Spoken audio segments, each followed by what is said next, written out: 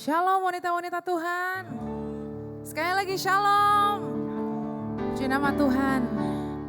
Sebelum kita mulai ibadah kita, mari saya mau mengajak kita untuk berdoa. Mari kita berdoa.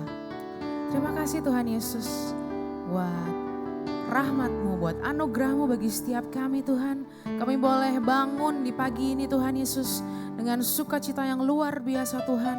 Kami boleh datang ke tempat ini Tuhan Yesus untuk memuji, menyembah-Mu, mendengarkan firman-Mu Tuhan. Kau yang persiapkan setiap hati kami Tuhan Yesus. Biar roh-Mu yang bekerja Tuhan dalam hati setiap kami Tuhan. Terima kasih Tuhan Yesus. Kami menyerahkan ibadah ini dari awal sampai dengan akhirnya ke dalam tangan-Mu Bapa. Di dalam nama Tuhan Yesus. Haleluya. Amin. Amin. Mari saudara kita bangkit berdiri bersama-sama. Saya percaya di tempat ini ada sukacita. Amin. Amin. Amin. Luar biasa. Come on. Tepuk tangan sama-sama. Mari bersyukur kepada Tuhan. Sebab Dia sangat dan teramat baik. Amin. Haleluya.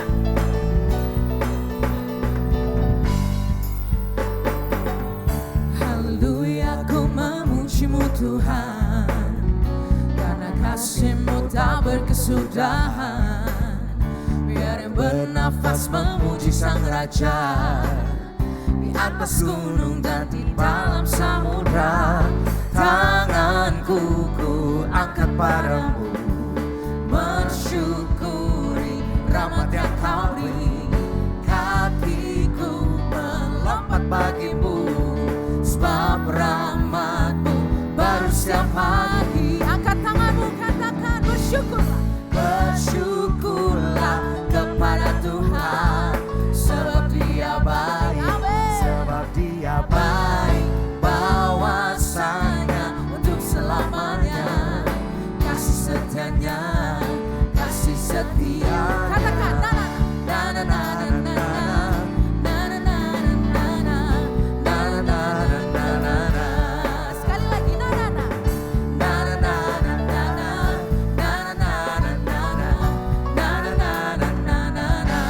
Haleluya. Haleluya, ku memuji-Mu Tuhan, karena kasih-Mu tak berkesudahan. Biar semua yang bernafas Memuji Sang Raja, di atas gunung dan di dalam samudra. Tanganku ku angkat padamu, mensyukuri rahmat yang Kau beri. Dan kakiku melompat bagimu, sebab rahmat-Mu baru setiap pagi. angkat tanganmu, katakan. Bersyukurlah kepada Tuhan, Sebab Dia baik. Amin. sebab Dia baik, bahwasanya untuk selamanya.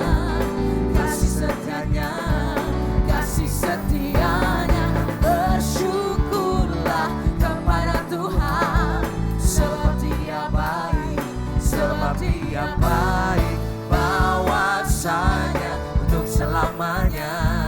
Kasih setianya, kasih setianya. Dari jemaat saja katakan bersyukurlah sama-sama. Angkat tanganmu, katakan bersyukur.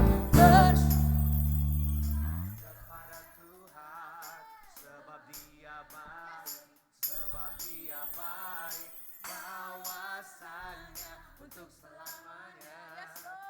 Setianya, kasih setianya. Bersyukurlah kepada Tuhan, sebab Dia baik, sebab Dia baik, bahwasanya untuk selamanya. Kasih setianya, kasih setianya. Bersyukurlah kepada Tuhan, Sebab Kau baik, Dia Tuhan. baik, sebab Dia baik, bahwasanya untuk selamanya. Kasih setianya, kasih setianya. Na na na na na na na na na na na na na na. Na na na na na na na na na na na na. Sorak-sorai bagi Tuhan kita. Haleluya. Lebih dahsyat lagi. Come on. Amin.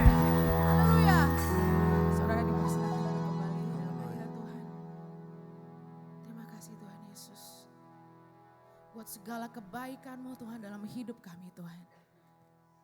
Tiada hentinya kami bersyukur Tuhan Yesus. Tiada hentinya kami memuji dan menyembah-Mu Tuhan. Ini setiap hidup kami. Ini hati kami Tuhan. Ini pujian kami Tuhan.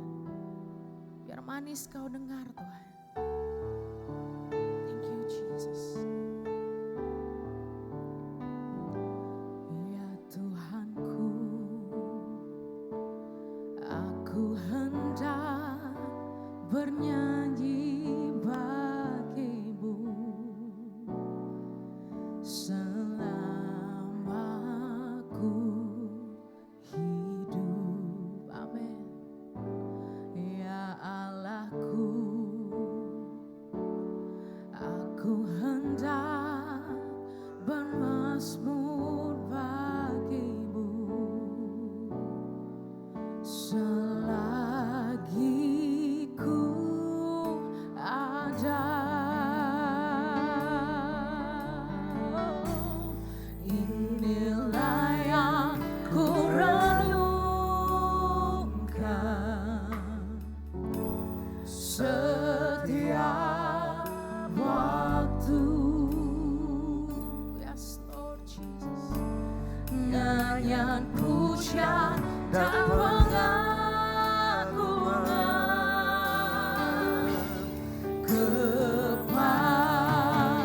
kepadamu.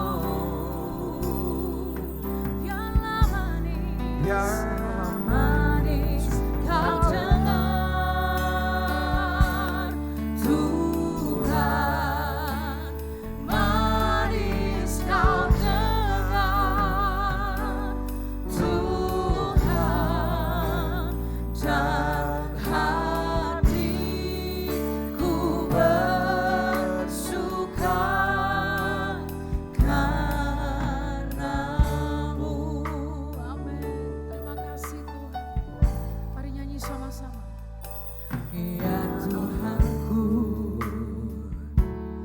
aku hendak bernyanyi bagi-Mu Selama kami hidup Tuhan. selama ku hidup. Ya Allahku. Oh, Aku hendak bermazmur bagi-Mu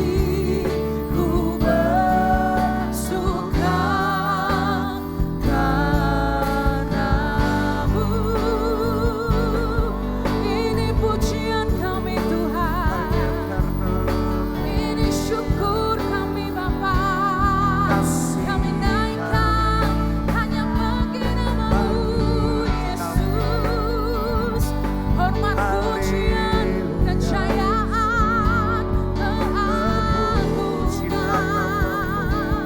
hanya bagi namamu, Yesusku, Rajaku. Mari ucapkan syukur, terima kasih Tuhan buat kasih-Mu, buat pengorbananmu. Haleluya, kami bersyukur, kami memuji namamu, oh Yesusku. Kehadiranmu, kasih karuniamu. Terima kasih Yesus, terima kasih Tuhan. Kami ada hari ini semua karena-Mu Bapa. Kami ada Terima hari ini kasih Yesus, karena kasih-Mu Tuhan. terima kasih Kami Yesus. bersyukur, Haleluya Yesus. oh Yesus. Amin, amin. Mari sama-sama nyanyikan lagu ini. Inilah yang ku renungkan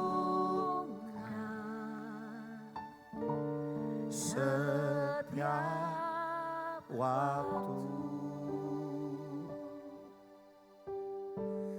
nyanyian puja dan pengagungan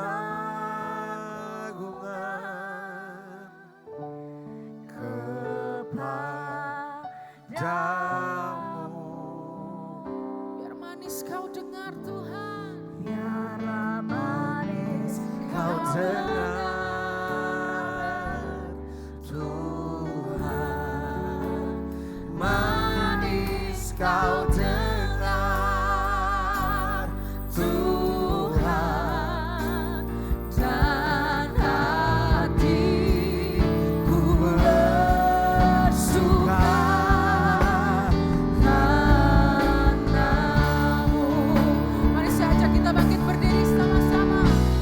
Inilah yang ku renungkan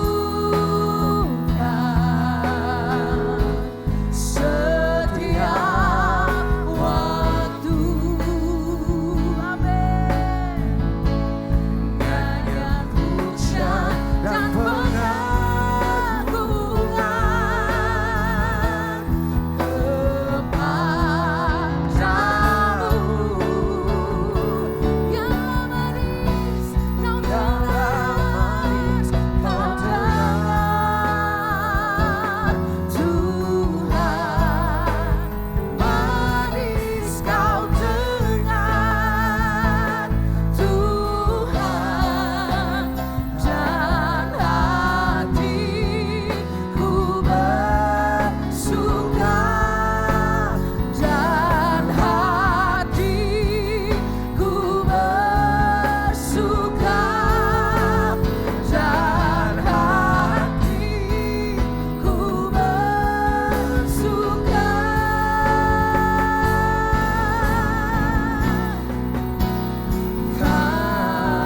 karena-Mu. Haleluya. Jesus, kami kan bersuka karena-Mu Tuhan. Haleluya. Oh Karena-Mu,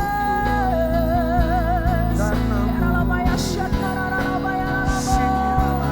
Haleluya. Setiap pujian kami Tuhan hanya bagi nama-Mu, hanya bagi-Mu Tuhan.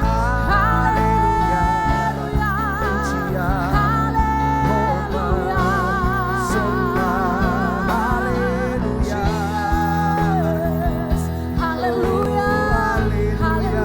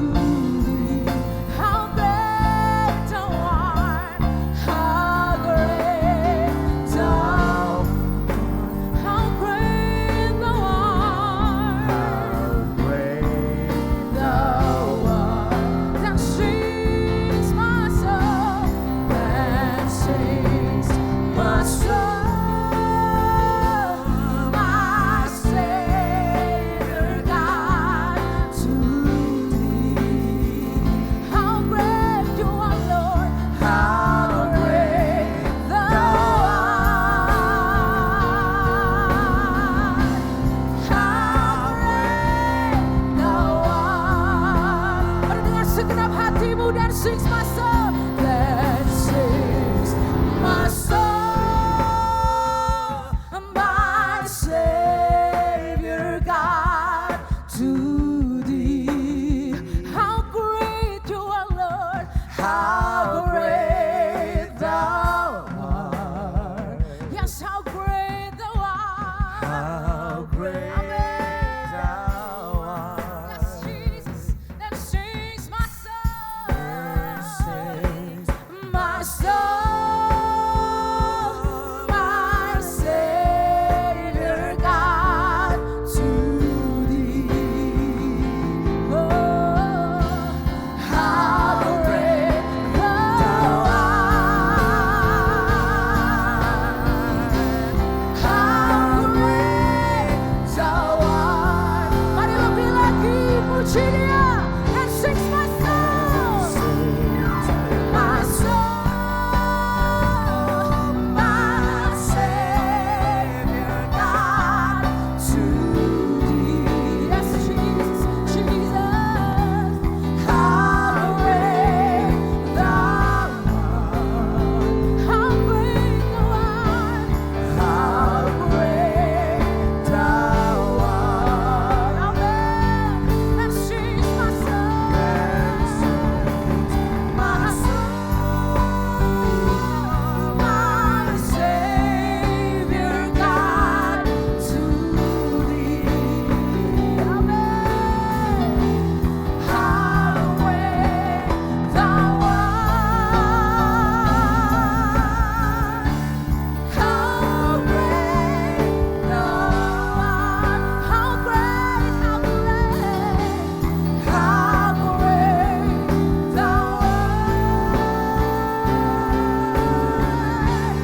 How great thou art. One more time, sing it loud. How great thou art. How great thou art. Sorak-sorai yang terbaik bagi Dia. Haleluya. Thank you, Jesus. Thank you, Jesus. Kami bersyukur bahwasanya Engkau besar, Engkau dahsyat, Engkau Allah yang kami agungkan dan kami muliakan. Terima kasih Tuhan, Engkau melihat setiap wanita-wanita-Mu. Kami bersyukur karena Engkau berkata supaya kami tidak meninggalkan ibadah. Karena ibadah mengandung janji baik sekarang maupun kehidupan kekal nanti. Kami sungguh bersyukur Tuhan. Biarlah roh itu tetap menyala-nyala di dalam setiap wanita-Mu. Karena Kau berkata dalam firman, bersukacitalah senantiasa. Dan Kau berkata jangan padamkan roh. Untuk itu Tuhan kami mau Tuhan mengatakan dari ujung kaki kami sampai rambut kami. Kami katakan bahwa jiwa kami bersorak memuji Engkau. Apapun persoalan, apapun setiap musim kehidupan yang kami harus alami, kami tetap katakan bahwa Yesus baik. Karena wanita-Mu Engkau berikan kekuatan yang baru. Bahkan setiap orang yang menanti-nantikan Engkau, Engkau memberikan kekuatan baru Tuhan. Terima kasih Tuhan. Bahkan apabila ada pintu-pintu yang tertutup bagi wanita-Mu, kami katakan pintu itu terbuka.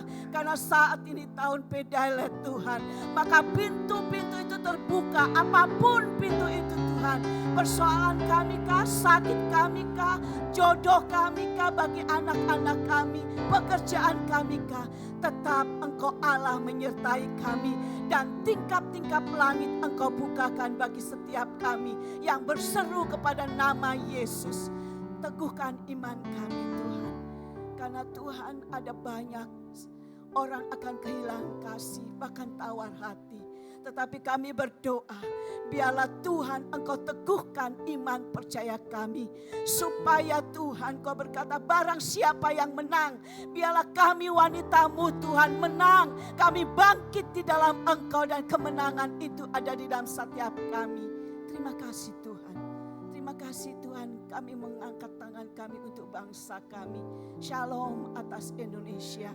Dan Engkau memberkati Tuhan, darat, laut, dan udara. Engkau memberkati. Bahkan Engkau memberkati setiap pemimpin kami. Ingatkan kepada mereka ada takut akan Engkau. Menjalankan Tuhan amanat yang Engkau berikan untuk mensejahterakan bangsa kami, rakyat Indonesia. Tahun pemilu 2024 Engkau pegang kendali atas bangsa kami. Dan Engkau membangkitkan pemimpin yang takut akan Engkau. Pemimpin yang nasionalis, Pancasilais, bahkan toleransi untuk mereka membawa hidup setiap umat-Mu sejahtera. Terima kasih Bapak, pagi ini Tuhan Kau telah membawa hamba-Mu Bapak Pendeta Billy Lantang. Terima kasih Tuhan, Engkau mengenal Pak Billy Lantang dan apa yang akan disampaikan. Kebenaran itu Tuhan, apabila bukan daripadamu tidak akan disampaikan.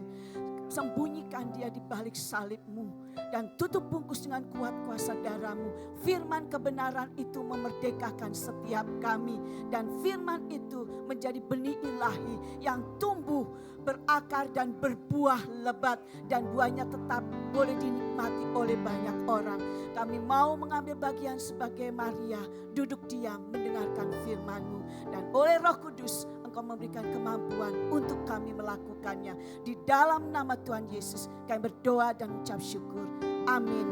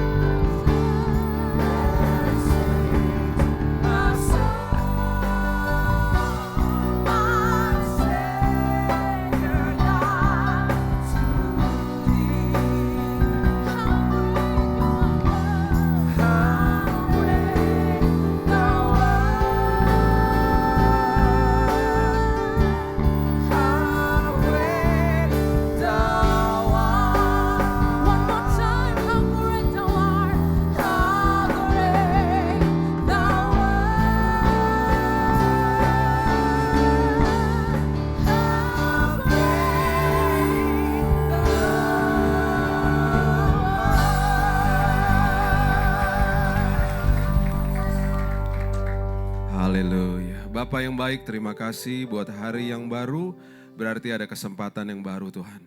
Kami mengucap syukur hari ini kembali Roh Kudus akan meneduhkan hati kami, menasehati kami, dan juga bahkan menegur kami Tuhan.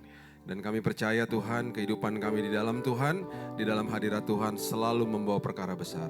Terima kasih Bapak, kami sambut firman kebenaran hanya di dalam nama Tuhan Yesus, Juru Selamat kami yang agung. Kami berdoa, kita sama-sama katakan amin, amin, amin, amin, amin, amin. Silakan duduk. Shalom. Sorry saya agak bindeng dikit. Jangan takut, saya nggak ada COVID. Saya kena alergi. Ada yang suka kena alergi? Saya kalau polusi alergi. Makin suka pilek-pilek gitu jadi. Oke, kita mau belajar tentang sosok pribadi yang waktu saya pelajari, saya di meja belajar saya merinding sendiri. Jadi saya mau ajak Bapak Ibu untuk merinding bareng-bareng saya ya. Oke. Ini luar biasa banget ya, dan dahsyatnya luar biasa. Kita mulai, kita eksposisi ringan aja tentang sosok pribadi di Alkitab yang namanya Kaleb. Kaleb ini seringkali dia overshadow gitu ya sama temennya yang namanya Yosua. Yosua ini karena punya kitab sendiri, terus kemudian dia memimpin, bahkan dia penerus daripada Musa yang memimpin bangsa Israel masuk tanah perjanjian. Dia punya partner yang sangat hebat dan orangnya ternyata vokal banget dan dahsyatnya luar biasa. Dan ada sebuah pernyataan Tuhan yang Tuhan berikan dalam hidupnya dia yang patut kita mengerti dan belajar. Karena ada sesuatu yang dari perkataannya dia itu menunjukkan bahwa ini orang yang benar-benar istilahnya gini, gue gak peduli deh apa yang lo bilang, gue percaya sama Tuhan gue titik gitu. Kayak gitulah pokoknya sikap hatinya tuh kayak gitu. Dan itu akhirnya membawa dia ke dalam banyak banget hal-hal yang luar biasa yang terjadi dalam hidupnya. Kita mulai dulu dari bilangan 13 ayat 17 dan 18. Bilangan 13 ayat 17 dan 18 dikatakan begini. Maka Musa menyuruh mereka untuk mengintai tanah Kanaan. Katanya kepada mereka, pergilah dari sini ke tanah Negeb dan naiklah ke pegunungan. Amatilah bagaimana keadaan negeri itu, apakah bangsa yang mendiaminya kuat atau lemah, apakah mereka sedikit atau banyak. Jadi pada awalnya waktu udah mau masuk tanah perjanjian mereka disuruh mengintai, kita sudah tahu yang mengintai 12 orang. 12 orang itu dari 12 suku, tapi ada satu suku yang gak ikutan. Tahu gak siapa? Ya. Ada suku Lewi gak ikutan. Suku Lewi lagi pelayanan, lagi latihan PW ya, jadi gak ikutan. Dia tugasnya memang untuk pelayanan soalnya ya, dia membantu mediator agung waktu itu, zaman itu kan ada Harun dan lain sebagainya, bantu imam besar di, waktu itu masih ada tabernakel Musa, kemudian timbullah bait Allah 1, 2 dan kemudian ada, sebelumnya ada kemah Daud bahkan. Dan itu suku itu gak ikut. Nah kenapa masih tetap 12?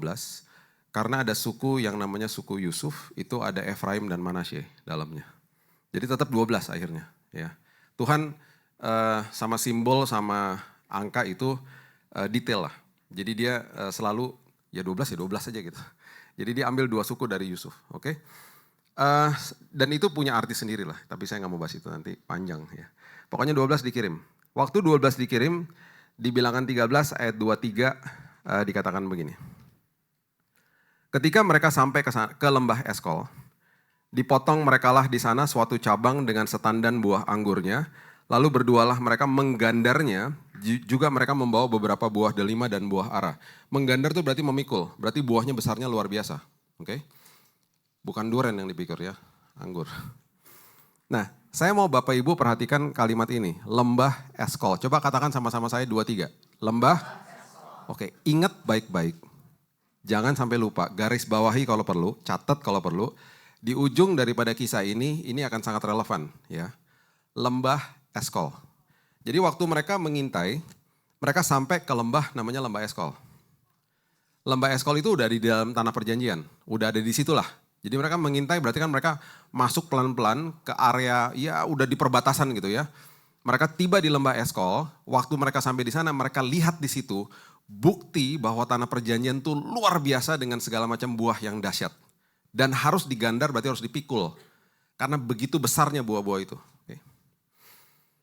Perhatikan ayat 24. Tempat itu dinamai orang lembah Eskol karena tandan buah anggur yang dipotong orang Israel di sana. Sesudah lewat 40 hari, pulanglah mereka dari pengintaian negeri itu. Jadi mereka mengintai berapa lama? 40 hari. Ini ada artinya semuanya, nanti kita bahas ya. Dan langsung waktu mereka udah balik selama 40 hari, mereka datang kepada Musa, Harun, dan segenap umat Israel di Kades Barnea sebenarnya. Itu namanya Kades Barnea. Jadi mereka menghadap nih, memberikan laporan kepada Musa, Harun, sama seluruh bangsa Israel. Ya, mereka membawa pulang kabar kepada keduanya, dan kepada segenap umat itu, dan memperlihatkan kepada sekaliannya hasil negeri itu. Itu sama aja kayak gini nih, kayak saya ketemu sama teman gitu ya.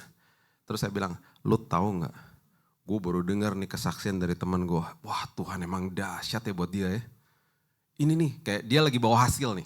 Bawa hasil bahwa Tuhan itu memang luar biasa, kehidupan anak-anak Tuhan ditanggung penuh sama Tuhan, masa depannya ditanggung penuh. Terus ini lagi cerita nih, lo tahu gak temen gue nih, temen ini dan lain sebagainya, kesaksiannya dahsyat. Itu kayak gitulah kira-kira. Lagi ngasih tahu bahwa memang Tuhan luar biasa, Tuhan dahsyat, Tuhan memelihara anak-anaknya. Mereka bilang begitu ya. Terus udah gitu ayatnya yang ke-27 coba lihat. Ayat yang ke-27. Ini mereka sambung lagi, ya mereka masih sama-sama nih, masih sepakat ya 12-12-nya. Mereka bilang begini, mereka menceritakan kepadanya, kami ini sudah masuk ke negeri kemana kau suruh kami, dan memang, perhatikan kalimat ini, dan memang negeri itu berlimpah-limpah susu dan madunya, dan ini hasilnya ada buah yang besar-besar. Memang ya, kalau Tuhan udah janji sama kita, masa depan kita memang luar biasa loh. Dahsyat, memang Tuhan luar biasa. Ngomong gitulah semuanya. Tiba-tiba dari 12 ini mulai kepisah nih. Tiba-tiba yang 10 ngomong begini. Ayat 28. Yang 2 nggak ikutan, hanya 10. Tiba-tiba yang 10 ngomong gini, hanya, tetapi, namun, bangsa yang diam di negeri itu kuat-kuat, kota-kotanya berkubu dan sangat besar, juga keturunan enak telah kami lihat di sana. Tiba-tiba yang 10 ngomong begitu. Ya. Terus udah gitu ayat 32 ini mengerikan sebenarnya. Ayat 32 Alkitab mencatat dengan sangat detail, mereka mulai memberitakan kabar busuk. Jadi istilahnya gini lah, kira-kira gini. Tuhan kasih kita masa depan yang penuh pengharapan. Nih dikasih. Tek. Yang kita lihat bukan kebaikan Tuhan, yang kita lihat keburukan yang ada di sekitarnya. Dan udah pasti mata kita akan lihat kebusukan dan keburukan dunia. Udah pasti, gak mungkin enggak. Dari kita lahir sampai kita nanti menutupkan mata, kita akan melihat justru penyakit, masalah, dan semua keribetan dunia. Kita akan lihat Yesus, gak akan pernah lihat Yesus. Gak akan pernah lihat Yesus secara fisik. Yang kita lihat masalah. Udah gitu, kalau kita berani-berani ngomong begini, iyalah, udahlah, masalah gue tuh berat banget lah, besar banget lah, udahlah, inilah, itulah, dan lain sebagainya. Kita mulai ngeluh. Alkitab mengatakan dengan jelas, itu sama dengan kabar busuk. Ya, mereka katakan begini. Juga ayat 32. Mereka menyampaikan kepada orang Israel kabar busuk tentang negeri yang diintai mereka dengan berkata, negeri yang telah kami lalui untuk diintai adalah negeri yang memakan penduduknya. Dan semua orang yang kami lihat di sana adalah orang-orang yang tinggi-tinggi perawakannya. Yang 10 tiba-tiba ngomong begitu. Yang 2 bengong dong. Lihat-lihatan pasti siapa itu? Yosua dan Kaleb. Emang besar sih mereka. At the end of the day, dua-dua yang tadinya ngelihat raksasa itu akhirnya akan ngomong begini. Emang mereka besar sih, betul mereka besar. Tapi Tuhan kita tuh lebih besar guys. Jadi mereka diem nih di sini, mereka gak ngomong apa-apa, pasti ada kebingungan dan mereka pasti akan bengong ngeliatin 10 temen yang tiba-tiba ngomong begitu. Kabar busuk. Saya waktu divonis mati 3 bulan. Yang ada di tangan saya itu berita busuk. Tapi saya gak mau keluarkan dari mulut saya berita busuk itu. Yang saya bilang sama istri saya dan ketika teman-teman saya datang ke kamar dan mereka mulai nangis ngeliatin kondisi, saya tinggal 60 kilo udah kayak tengkorak kalau ngeliatin foto saya udah kayak serius lu Bil, lu kayak gitu dulu. Gitu. Teman-teman saya yang datang ke kamar nangis ngeliat saya. Bil, setelah 3 jam, 2 jam hangout di situ, kok lu semangat banget sih? Kok dari tadi gak ada kata-kata yang kayaknya lu gak optimis dan lain sebagainya. Saya bilang ini, saya menolak memperkatakan kabar busuk dari mulut saya. Karena selagi ada hari esok pasti ada pengharapan. Saya gak peduli dokter mengasih tahu apa sama saya. I don't care. Karena bagi saya, Yesus sudah katakan selesai di kayu salib. Ketika dia katakan selesai, tetelestai, itu berarti apa? Kesembuhan, pemulihan, pemeliharaan Tuhan sudah disiapkan bagi saya. Rugi, saya bilang ini, rugi gue. Kalau gue gak percaya sama pemeliharaan Tuhan. Rugi, yang rugi gue sendiri. Gue happy bro tiap hari, saya bilang gitu. Lo tanya bini gue nih. Tiap hari tanya sama dia, tiap hari kita ketawa-tawa nonton film kartun. Tiap hari kita ketawa-tawa nonton TV channel kuliner, mau makan apa lagi besok. Itu yang saya ngomongin sama istri saya, kita ketawa-ketawa tiap hari berdua. Beberapa kali dokter masuk kamar, bawa lab test saya nih, makin buruk dibawa besoknya nih. Dek, cuman sehari, tidak. Berhari-hari. Besoknya saya nantikan lagi, darahnya gak pernah naik. Di kemo di sini, plus di transfusi, plus NaCl 3 selang masuk sini. Yang masuk itu transfusi darah saya udah puluhan bag. Ketika masuk bocornya dari mana? Dari gusi. Tiap hari darah masuk, darah keluar dari gusi. Tiap hari ini saya begini nih, darah nih keluar semua di sini. Jadi bocornya tiap hari. Tapi gak pernah sedetik pun saya bilang ini, Tuhan ini buruk semua nih Tuhan, hasilnya mana nih Tuhan. Saya gak setiap kali lihat begitu, udah pasti detik-detik pertama gini, ya belum naik sayang, makin turun darahnya. Terus kita taruh, kita ambil perjamuan. Terus kita bilang gini, Tuhan, tubuh dan darahmu sudah tersedia bagi aku. Tubuhmu sudah tercabik-cabik bagi aku, darahmu tercurah di kayu salib, udah menggantikan darahku yang rusak. Itu yang saya ngomong. Saya deklarasi dan saya bilang, Tuhan, today I'm gonna have fun today. Saya akan ketawa-ketawa di rumah sakit, I'm gonna enjoy my day. Why? Karena Tuhan lebih besar daripada penyakit saya. Itu yang saya katakan tiap hari. Jadi you know what happens setiap hari? Saya tersenyum dan ketawa-ketawa. Saya gak pernah stres. Makanya ikut Tuhan jangan pakai formula. Makanya saya suka sedih ya kalau ada orang datang kepada saya ngomong gini, Pak, saya udah doa sekian lama, saya udah puasa sekian hari, kok Tuhan gak jawab ya Pak? Itu saya sedih loh kalau ada orang ngomong begitu. Berarti ikut Tuhan pakai formula. Beda sama teman saya, udah cancer stadium 4 ngomong gini sama saya. Bill, udah lirih ngomongnya. Tuhan baik Bill. Saya lagi besuk dia nih, Tuhan baik banget Bill. Bill lu kan bilang ya bahwa kita berdoa dari posisi yang udah menang ya Bill. Gue percaya gue udah menang Bill walaupun gue belum lihat Bill. Bill tiap hari ada hari esok pasti ada pengharapan ya Bill. Gue percaya sama Yesus. Dia gak pernah pakai formula. Pakai keintiman sama Tuhan. 2 bulan lalu saya ke apartemen dia, sembuh total. Sembuh. Sehat, jalan biasa, gemuk dan lain sebagainya. Makanya ya ikut Tuhan jangan pakai formula. Ikut Tuhan pakai intiman. Yesus gak pernah bawa agama. Dia bawa hubungan.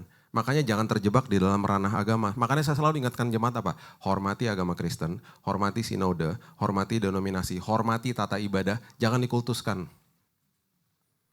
Jangan dikultuskan juga hamba Tuhan. Hamba Tuhan tuh penyampai kabar keselamatan bukan mediator. Mediatornya Yesus. Jadi jangan dikit-dikit begini. Pak doain dong Pak. Buat apa? Anak saya mau kuliah Pak. Ayo Pak doain.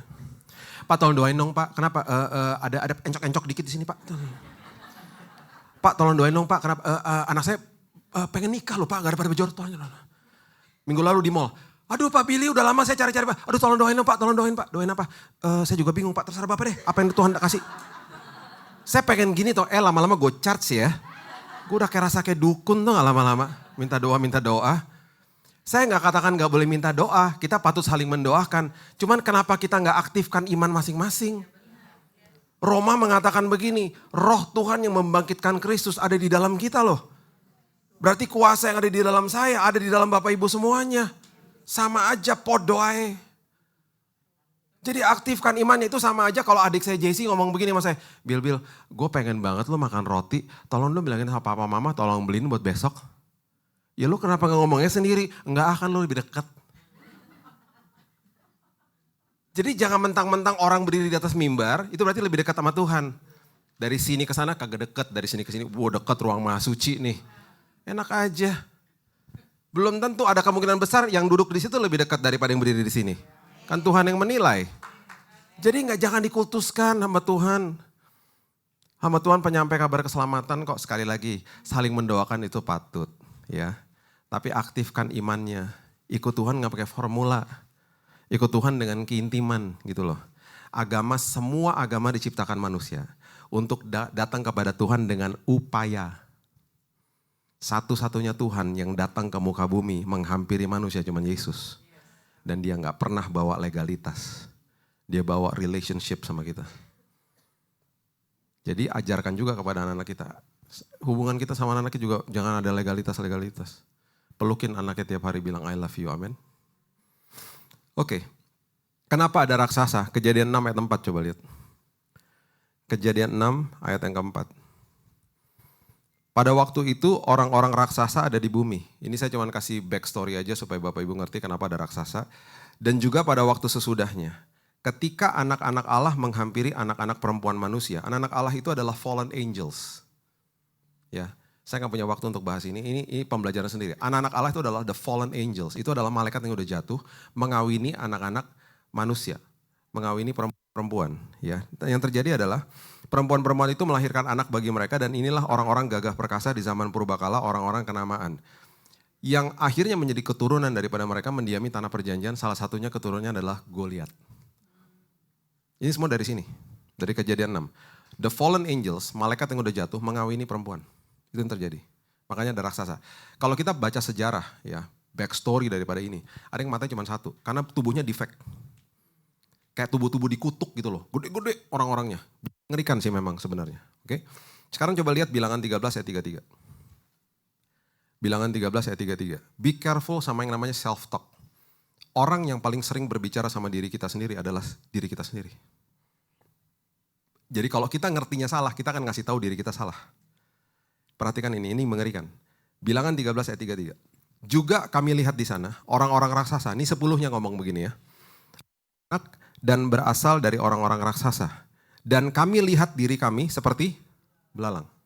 Dan ini yang mengerikan lagi. Ini mereka berasumsi nih. Dan demikian juga mereka terhadap kami. Jadi mereka bilang gini. Dan juga musuh kami kalau lihat kami kayak belalang. Emangnya mereka ketemu musuhnya orang mereka mengintai kok. Mereka gak ketemu. Jadi mereka tuh berasumsi. Kalau sampai musuh kita ngeliat kita. Pasti mereka berpikir kita kayak belalang. Kita kalau ngaca juga kita ngeliat belalang. Udahlah saya udah kayak belalang lah gitu. Itu udah jadi korelasi itu. Orang kalau kasih kabar busuk, nggak ngucap syukur sama Tuhan, dia pasti lihat dirinya nggak mampu. Padahal dia nggak sadar di dalamnya ada roh Tuhan yang membangkitkan Kristus. Rugi kita akhirnya. Nggak ngalamin Tuhan akhirnya. Dibohongin sama iblis. Perhatikan perspektifnya Tuhan. Coba lihat Yesaya 40 ayat 22. Yesaya 40 ayat 22 coba. Dia yang bertahta, ya Tuhan yang bertahta di atas bulatan bumi dan penduduknya seperti apa? Belalang. Udah stop di situ aja. Ini ayat lagi menggambarkan Tuhan kalau lihat musuhnya bangsa Israel seperti belalang. 10 pengintai melihat dirinya seperti belalang. Ya. Sekarang apa yang Kaleb lihat? Coba lihat. Ini yang dia lihat nih. Ya. Ini yang dia kasih tahu. Bilangan 13. Kita mulai dulu ayat 30, coba lihat. Ini Kaleb. Kaleb yang sangat vokal sih dari mereka berdua ya. Dia mulai keluar suaranya, dia mulai ngomong gini. Kemudian Kaleb mencoba menenteramkan hati bangsa itu di hadapan Musa. Karena mereka udah mulai gelisah nih. Katanya, tidak, kita akan maju dan menduduki negeri itu sebab kita pasti akan mengalahkannya. Udah tenang aja guys, kita pasti menang. Tapi kalah suara lah udah. Karena 10-nya udah mayoritas. Ya. Kemudian lihat Bilangan 14 ayat 9, ini dahsyatnya luar biasa. 10 menganggap mereka seperti belalang, Tuhan melihat musuh Israel kayak belalang, Kaleb melihat musuhnya dari perspektifnya Tuhan. Bilangan 14 ayat 9. Hanya, janganlah memberontak kepada Tuhan, dan janganlah takut kepada bangsa negeri itu, sebab mereka akan apa? Kita telan habis. Yang melindungi mereka sudah meninggalkan mereka, sedang Tuhan menyertai kita, janganlah takut kepada mereka. Kaleb melihat musuhnya seperti belalang. Makanya dia bilang kita akan telan habis. Kalau kita baca Imamat, belalang adalah salah satu makanan mereka. Jadi yang dia lihat musuhnya dia bilang gini, ya elah gimana sih lo? Justru kita yang makan mereka, kita telan habis. Mereka kayak belalang justru. Beda perspektifnya. Dia lihat dari perspektifnya Tuhan. Anak saya Raina, sekarang udah 23 tahun. Itu anak saya, dua-dua anak saya lah ya. Saya didik mereka tuh dengan punya spending time berduaan. Yang cowok juga begitulah ya. Jadi dari dia kecil, waktu dia pendeknya masih segini lah ya, masih sepaha saya gitu ya. Itu kita punya waktu dan saya selalu sebut namanya dating time berduaan sama dia. Jadi saya belajar Princess Disney, saya belajar Powerpuff Girl. Saya masih ingat tuh namanya ada Blossom kan. Terus saya belajar Barbie ya, untuk ngobrol sama dia. Saya menuai hasilnya sekarang. Dia baru lulus, dia masih tinggal di LA. Dan dia udah kerja dan hari ini dia setiap bulan berkhotbah di beberapa gereja untuk anak-anak youth. Ya, saya menuai hasilnya sekarang. Saya lihat luar biasa dia bertumbuh di dalam kasih karunia Tuhan. Tiap hari kalau telepon saya berjam-jam tuh, dia ngomong soal firman Tuhan. Dad, aku dapat bawahan baru, Dad aku begini, Dad gitu. Tiap hari. Karena dulu waktu masih kecil kalau saya khotbah saya ajak sama saya. Adiknya juga begitu, tapi caranya beda lah. Adiknya dengan gayanya dia, karena laki sama laki kan lebih nyambung sama dia. Kesukaannya banyak yang sama lah. Kalau cewek agak susah, karena saya harus paksa diri saya untuk belajar Barbie. Nggak suka saya. Untuk supaya bisa ngobrol sama dia, saya belajar karakternya atau enggak. Saya bacain satu-satu gitu. Terus belajar Princess Disney gitu. Aduh, jelimet ya pokoknya. Nah, satu hari, waktu saya lagi dating berdua nih sama dia nih ya.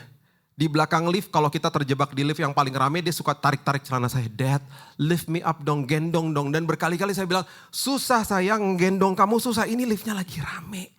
Nanti ya tunggu bentar ya. Gitu. Sampai satu hari, saya gak pernah lupa di Kelapa Gading Mall. Kita lagi di belakang nih ya, di paling belakang, di pendeknya kan segini pendeknya. Terus saya baru nyadar nih, iya ya, sependek dia, setinggi dia, itu pemandangannya kan gak enak banget tuh. Yang udah ketawa udah dapat pewahyuannya. Kalau terjadi kejadian-kejadian tidak diinginkan, kena duluan anak saya. Yang ketawa udah ngerti, yang masih gak ngerti, maksudnya apa sih? Kalau masih gak ngerti juga, ntar dari sini ke Senayan City, kan udah boleh tuh lift rame-rame. Berdiri paling belakang terus begini nih. Pasti nyadar, iya gak enak banget loh pemandangannya, kan pendek segitu. Jadi saya minta maaf sama mas di depan saya. Mas permisi ya mas. Saya paksa saya gendong dia. Dan saya gak pernah lupa waktu saya gendong dia, muka dia tiba-tiba begini. Lega. Kenapa dia lega? Pemandangannya setinggi pandangan saya. Liftnya masih rame. Kadang-kadang lebih rame, tapi dia gak peduli. Karena pandangannya setinggi pandangan saya. Kalau lagi lewatin badai, jangan nangis-nangis bombay sama Tuhan. Bilang Tuhan gendong aku Tuhan. Tiba-tiba rasa damai sejahtera. Tiba-tiba rasa sukacita. Badainya masih ada. Kadang-kadang tambah berat. Tapi kita tenang. Karena lihat dari perspektifnya Tuhan. Itu yang Kaleb lakukan. Dia lihat musuhnya, dia bilang kita telan habis guys. Justru mereka yang kayak belalang. Dan ini yang Tuhan katakan. Ya. Akhirnya ini yang terjadi. Perhatikan ini baik. Bilangan 14, ya, ayat 33 dan 34. Gara-gara 10 pengintai. Bapak Ibu kalau pernah berpikir kenapa bangsa Israel mengembara 40 tahun, ini jawabannya.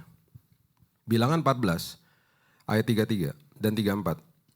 Dan anak-anakmu, ya ini Tuhan yang katakannya, akan mengembara sebagai pengembala di padang gurun 40 tahun lamanya.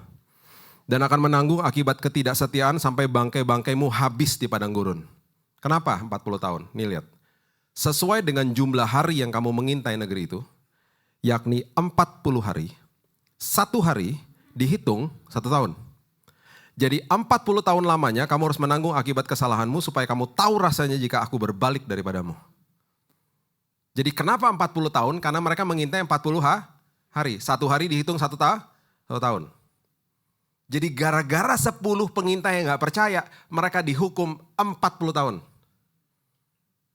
Nah sekarang pertanyaan saya gini, Kaleb sama Yosua kan gak ikut-ikutan. Kan mereka percaya. Kan mereka yang bilang, Tuhan kita lebih dahsyat, tenang aja gitu. Kan mereka percaya. Gara-gara 10 pengintai, Kaleb sama Yosua ikutan kena hukuman 40 tahun. Gara-gara Adam sama Hawa, kita ikut-ikutan kena hukuman dan kena yang namanya dunia penuh dengan dosa. Tapi kita punya mediator agung namanya Yesus. Kita sudah diselamatkan, ditebus sama Yesus, kita sudah memiliki kehidupan kekal nantinya. Tetapi hari ini gara-gara Adam sama Hawa, kita kan tinggal di dunia yang penuh dengan kegelapan. Dunia yang penuh dengan penyakit, dunia penuh dengan kecelakaan. Kan itu masih ada di sekeliling kita. Apa yang Tuhan lakukan coba lihat. Ya. Perhatikan ini baik-baik. Coba lihat ini dulu, Bilangan 14 ayat 24. Bilangan 14 ayat 24. Saya suka dengan kalimat ini perspektifnya Tuhan tentang Kaleb. Dia katakan begini, tetapi hambaku Kaleb karena apa? Lain jiwa yang ada padanya dan ia mengikut aku dengan sepenuhnya. Akan kubawa masuk ke negeri yang telah dimasukinya dan keturunannya akan memilikinya. I give you promise. Yang lain gak boleh masuk, kamu boleh masuk. Terus yang keren banget, yang luar biasa dia bilang gini, Kaleb itu lain jiwa. Kenapa dia lain jiwa? Karena dia punya, itu bahasa Inggrisnya different spirit. Punya roh yang berbeda karena dia percaya sama saya. Berarti orang yang gak percaya sama Tuhan artinya adalah kelainan jiwa. Orang yang percaya sama Tuhan lain jiwa, orang yang gak percaya sama Tuhan kelainan jiwa. I love this. Ini kisah yang dahsyat dan Tuhan pelan-pelan kasih tahu. Bapak Ibu tahu apa yang terjadi? 10 pengintai itu, pernah dengar namanya? Pasti gak pernah dengar. Itu ada di Bilangan 13. Nafbi, Palti, Galdi, ada semua namanya. Gak pernah dengar toh? Karena bukan pahlawan iman. Kita masih mendokumentasikan anak-anak kita pakai nama Yosua dan Kaleb. Mereka gak boleh masuk, mereka kena tulah. Generasi mereka gak boleh masuk. Dan mereka akhirnya yang boleh masuk itu Yosua sama Kaleb. Dan keturunan berikutnya yang muda-muda. Mereka sebelum masuk ke tanah perjanjian di tanah Gilgal disunat dulu. Karena Alkitab mengatakan di Yosua 5 mereka memiliki celah Mesir, paradigma Mesir masih ngelekat sama mereka dari generasi pertama. Jadi disunat dulu, disunat supaya ada hadirat Tuhan. Itu dulu kan pakai semuanya serba fisik. Akhirnya mereka boleh masuk sama Yosua dan Kaleb. Oke. Ini yang saya mau tutup sama ini. Ini luar biasa. Yosua 14 kita lihat ya. Ayatnya yang ke-7. Saya kalau kaum ibu udah biasa HP nyala. Udah biasa. Saya suka kasihan sama ibu-ibu, karena ibu-ibu gak tahu cara matiin. Jadi saya udah biasa, gak apa-apa bu, it's okay. Saya pernah loh ya, ada yang nyala HP-nya di depannya. Dia sampai gini-gini saking paniknya, kelempar ke belakang loh. Saya kasihan banget yang, karena benjol loh yang di belakang, kena HP. Terus ada satu lagi ya, HP nyala di depan sini juga nih. Ada 5 ibu datang, semuanya mau matiin HP kagak ada yang bisa. Mereka panik banget sampai saya kasihan kan ya. Orang multimedia lari ke depan langsung gini tante, tak mati langsung. Ibu-ibu tuh kasihan. Suka-suka gaptek gitu ya. Yang paling parah ini, kalau ini parah sih ya, ini parah banget. Lagi khotbah nih. Ada ibu-ibu di depan loh ya. Dia HP-nya nyala kan. Diangkat loh sama dia.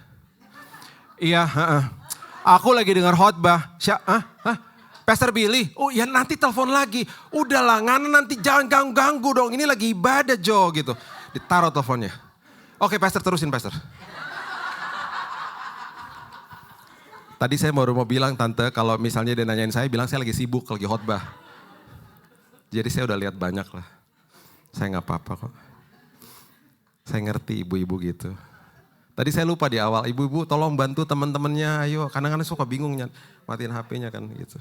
Mama saya jagoan loh, mama saya diajarin HP ya. Sekarang dia belanja online.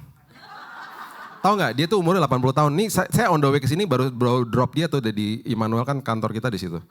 Di proklamasi. Saya baru drop dia, nanti abis ini saya jemput. Nanti jemput, kamu mau ke mall ya? Enggak mah, sebelahnya Senayan City. Dia kalau denger mall tuh, kayaknya gimana gitu.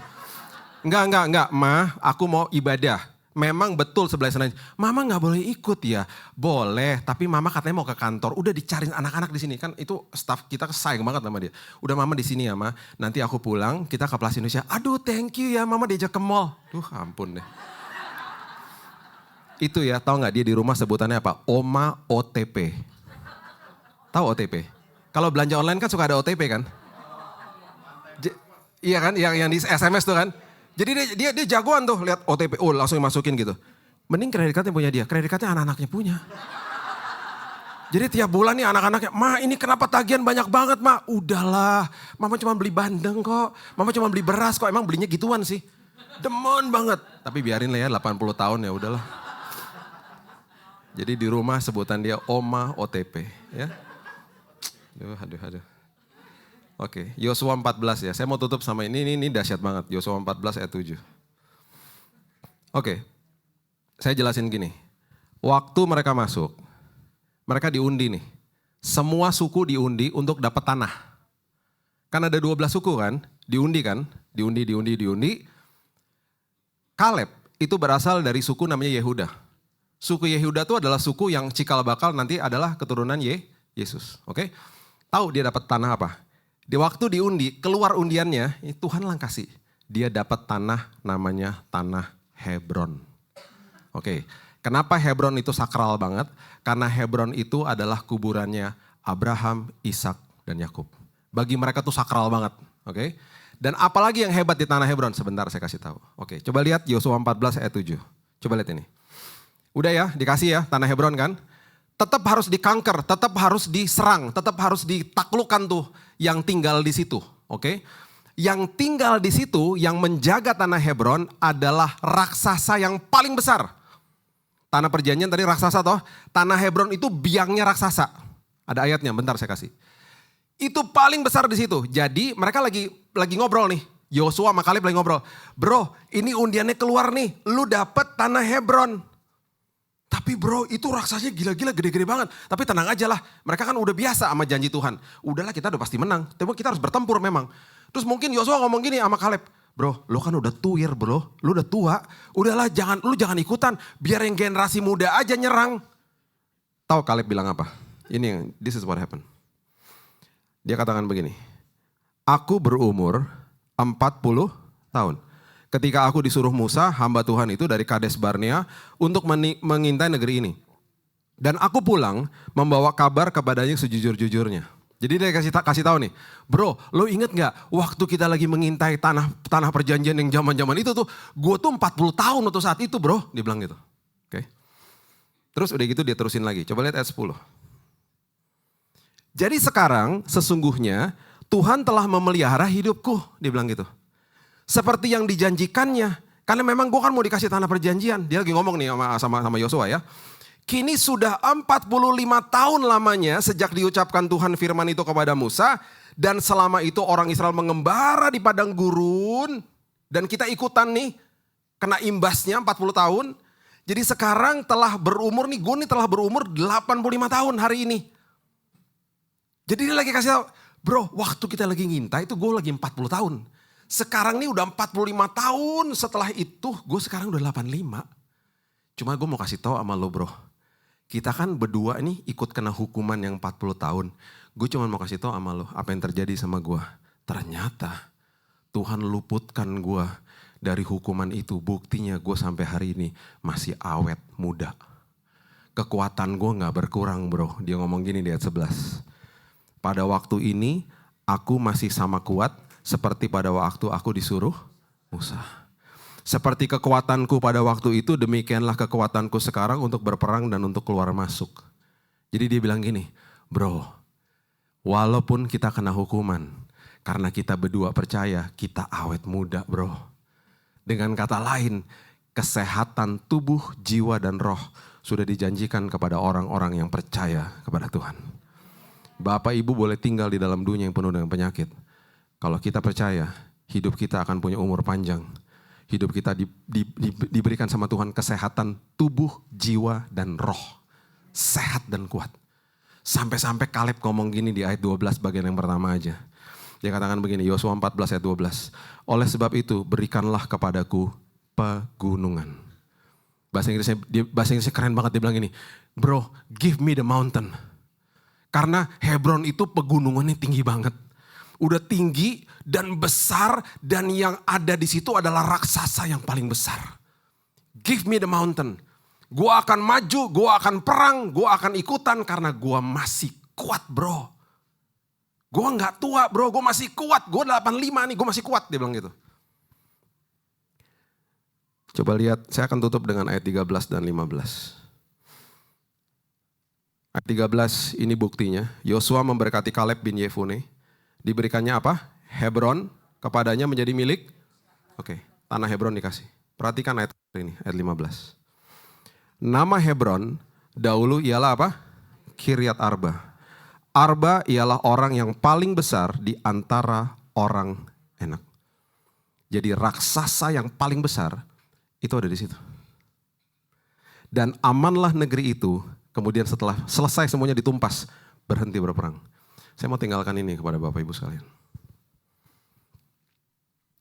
Ingat tadi lembah Eskol?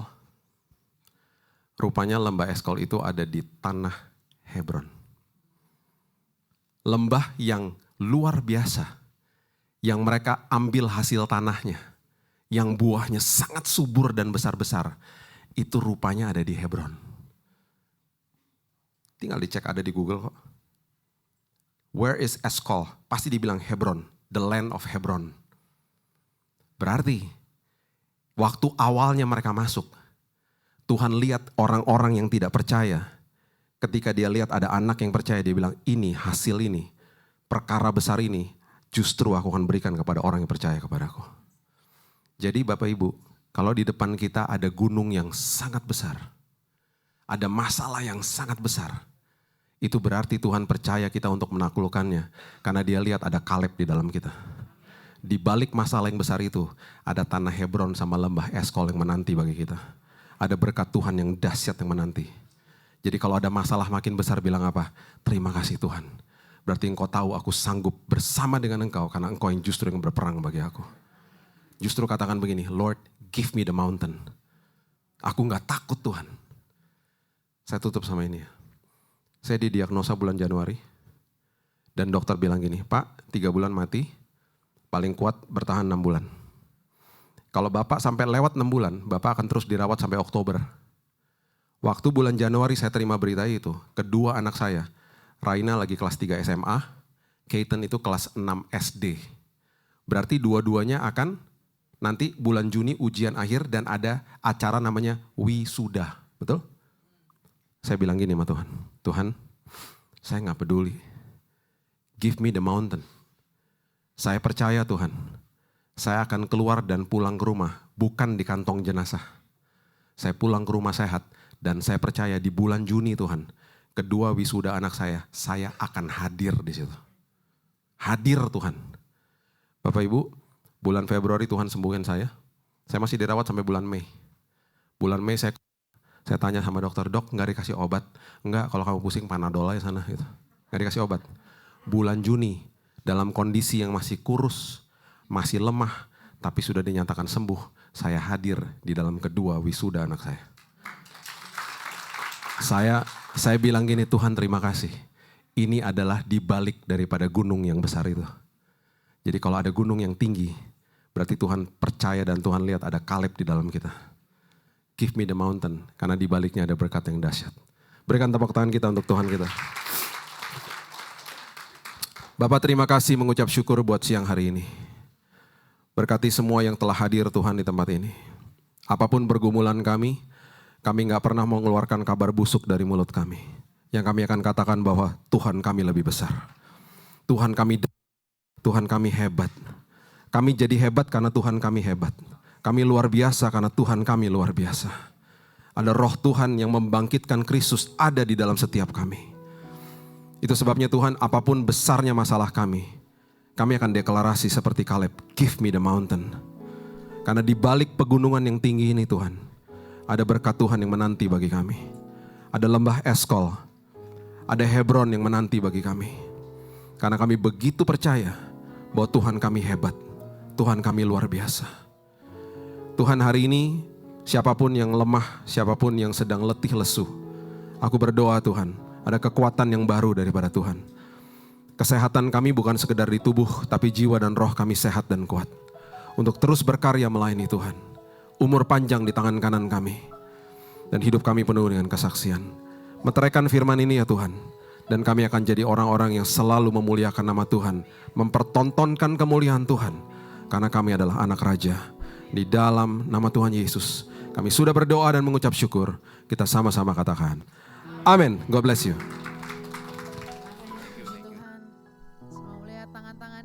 Berikan kekuatan pada hari ini, amin, haleluya.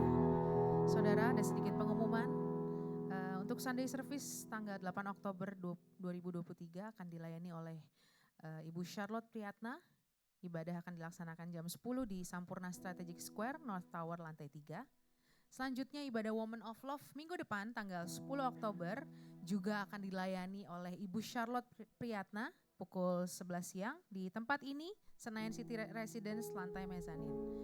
Dan selanjutnya ada ibadah tengah minggu dari City of Love Church yang akan diadakan pada tanggal 11 Oktober 2023 juga akan dilayani oleh Ibu Charlotte Priyatna pukul 7 malam di Sampurna Strategic Square, lantai 3. Bagi saudara yang akan memberikan persembahan, boleh memasukkan persembahannya di amplop yang tersedia di kursi-kursi saudara dan juga dapat memasukkannya ke kotak persembahan yang ada di belakang pilar pada saat nanti pulang. Mari saja kita untuk bangkit berdiri, kita akan menutup ibadah kita. Besar anugerah-Mu, melimpah kasih-Mu, semakin hari semakin bertambah. Besar anugerah-Mu, sekali lagi, besar anugerah-Mu, besar anugerah-Mu, berlimpah kasih-Mu, semakin hari semakin bertambah. Besar anugerah-Mu, semakin hari, yes Lord, semakin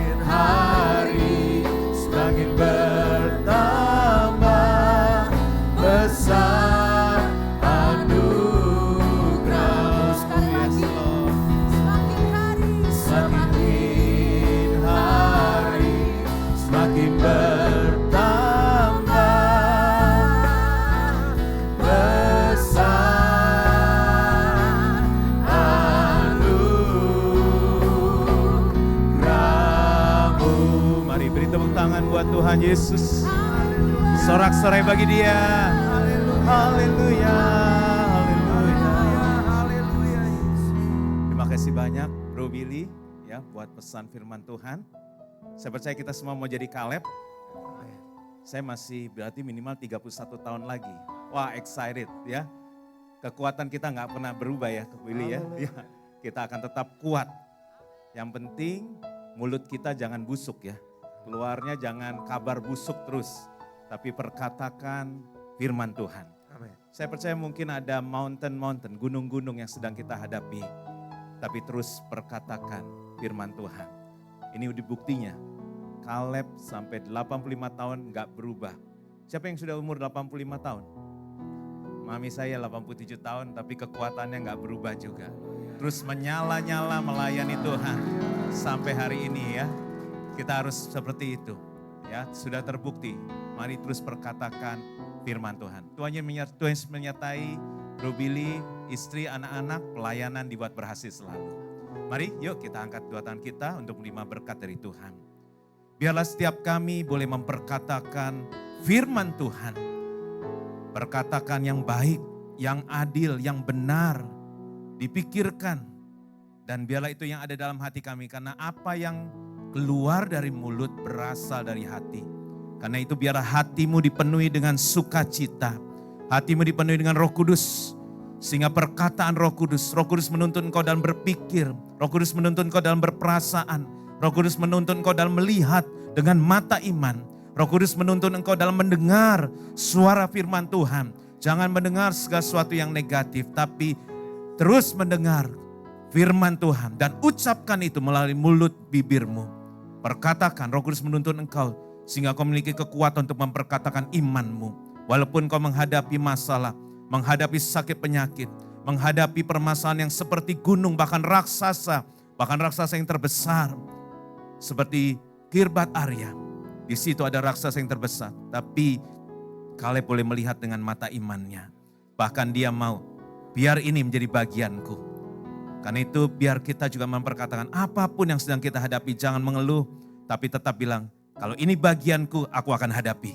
Bersama Tuhan, karena roh yang dalam aku lebih besar dari apapun yang aku hadapi. Roh Kudus, Roh Allah ada dalam aku. Roh Tuhan ada di dalamku. Aku akan hadapi semua dan aku akan keluar sebagai pemenang, bahkan lebih dari pemenang. Dan terimalah berkat, bawa pesan firman Tuhan, bawa imanmu. Angkat bahkan imanmu di hadapan Tuhan, maka lautan akan terbelah.